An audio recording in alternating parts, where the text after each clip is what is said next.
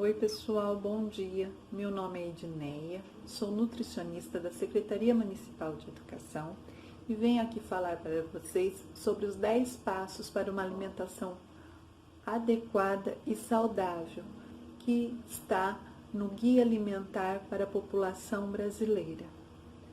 Em 2006, o Ministério da Saúde, com orientações da Organização Mundial da Saúde, elaborou o Guia Alimentar para a População Brasileira, tendo a sua última revisão em 2014. O primeiro passo: fazer de alimentos in natura ou minimamente processados a base da alimentação. Ou seja, fazer da nossa alimentação o uso de frutas, verduras, legumes, arroz, feijão, carne, ovos, como a nossa base alimentar. Passo número 2. Utilizar óleos, gordura, sal e açúcar em pequenas quantidades ao temperar e cozinhar alimentos e criar preparações culinárias. O uso desses alimentos deve ser moderado. Quando usado em pequenas quantidades, eles servem para realçar o sabor do alimento. Passo número 3. Limitar o consumo de alimentos processados. Os alimentos processados, como conservas de legumes, compotas de frutas, pães, queijos, devem ser com moderação. Quando comemos com moderação, eles podem ser usados em preparações culinárias, assim como refeições com base na alimentação in natura ou minimamente processada. Passo número 4. Evitar consumo de alimentos ultraprocessados. O que são alimentos ultraprocessados? São os alimentos industrializados, como biscoitos, salgadinhos de pacote, achocolatado, macarrão instantâneo. Esses alimentos devem ser evitados, pois são alimentos ricos em açúcar, sódio, gordura trans, corantes, aromatizantes, conservantes. Alimentos esses que, quando a gente ingere em excesso, pode nos provocar doenças como diabetes, hipertensão, problemas cardiovasculares, obesidade. Então, esses alimentos devem ser evitados.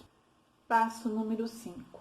Comer com regularidade e atenção em ambientes apropriados e sempre que possível com companhia. Procure fazer as refeições sempre no mesmo horário, evitando beliscar nos intervalos da refeição. E sempre que possível, comer na companhia de um familiar, amigo, colega de trabalho. Passo número 6. Fazer compras em locais que ofertem variedades de alimentos in natura ou minimamente processado. Ou seja, fazer compras em feiras livres, mercados, supermercados que ofereçam uma variedade de alimentos, tanto in natura como minimamente processado. E procure sempre comprar frutas, verduras e legumes da época. Passo número 7. Desenvolver, exercitar e partilhar habilidades culinárias. Que tal começarmos a cozinhar em casa? E chamarmos os nossos filhos, as nossas crianças e jovens para ajudar a gente na elaboração do cardápio, na preparação do alimento? Esse momento pode ser um momento de muito prazer junto com a família. Passo número 8. Planejar o uso de tempo para dar à alimentação o espaço que ela merece. Precisamos planejar o cardápio semanal com antecedência, planejar as compras e organizar a despensa de casa. Assim, vamos evitar ter desperdícios e vamos ter mais tempos para cozinhar. Passo número 9. Dar preferência, quando fora de casa, a locais que servem refeições feitas na hora. Se precisarmos fazer refeição fora de casa, vamos dar preferência àqueles restaurantes que servem comida feita na hora. Evite as redes de fast food. Passo número 10. Ser crítico quanto às informações, orientações e mensagens sobre alimentação vinculada em propagandas comerciais. Avalie tudo que você recebe, lê, ouve sobre alimentação. Precisamos olhar mais os rótulos, aprender a ler rótulos dos alimentos, o que eles nos fornecem de nutrientes. Estimule as crianças e os jovens a estarem fazendo o mesmo.